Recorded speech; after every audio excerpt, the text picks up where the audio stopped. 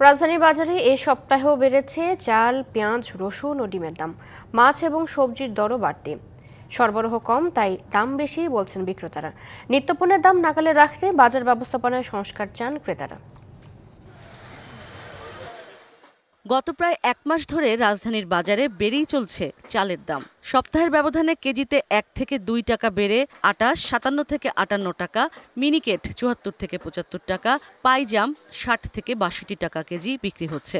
আটার চাল আগে বিক্রি হচ্ছে 55 টাকা কেজি, আর এখন কিনে আনতেছে আপনার 56 থেকে 57 টাকা কেজি।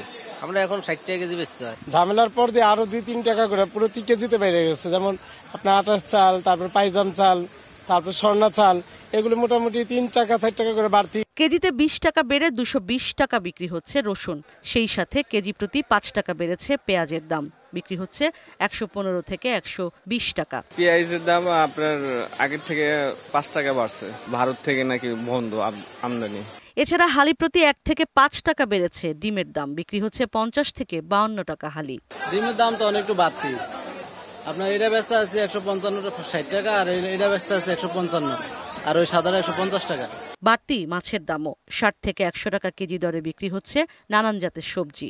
Redmi 13 স্টাইল বানাই দুনিয়া কাঁপায়। সবজিতে বন্যা, এই জন্য সবজির দামটা একটু বেশি।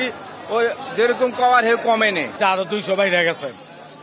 যেটা নিয়ে 3-4 দিন আগে ব্যস্ত 1800, এখন বর্তমান ব্যস্ত লাগে 2000।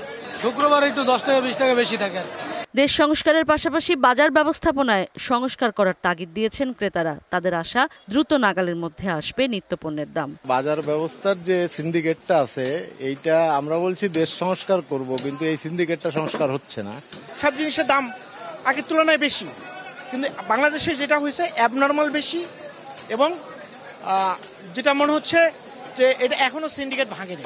170 টাকা কেজি বিক্রি হচ্ছে ব্রয়লার মুরগি, গরু 750 এবং খাসি 1150 টাকা কেজিতে বিক্রি হচ্ছে। ইশরাত জাহান উর্মি, ডিবিসি নিউজ, ঢাকা।